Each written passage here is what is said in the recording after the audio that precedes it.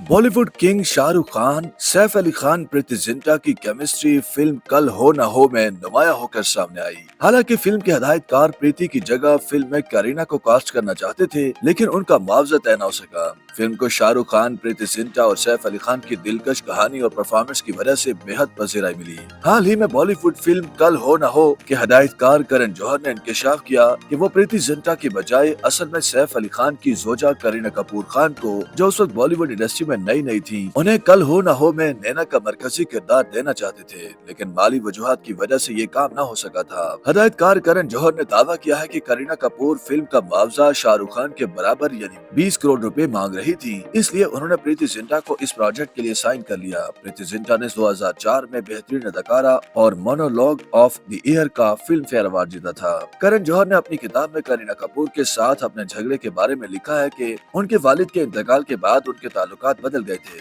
उनके वालिद बीमार थे, जिनके इलाज के लिए न्यूयॉर्क जाना पड़ा।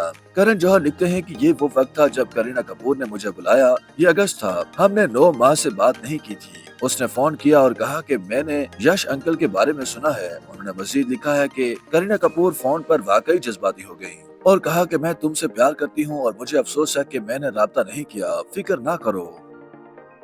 YouTube पर गूगली न्यूज देखने के लिए youtube.com की सर्च बार में गूगली न्यूज टीवी टाइप करें। गूगली न्यूज के पेज पर सुर्ख रंग के सब्सक्रिप्शन वाले बटन पर क्लिक करना ना भूलिए। YouTube पेज पर अपलोड होने वाली वीडियोस से बाखबर रहने के लिए बेल आइकन पर क्लिक कीजिए। आपको हर नई वीडियो के बारे में नोटिफिकेशन मौसूल हो जाएगा।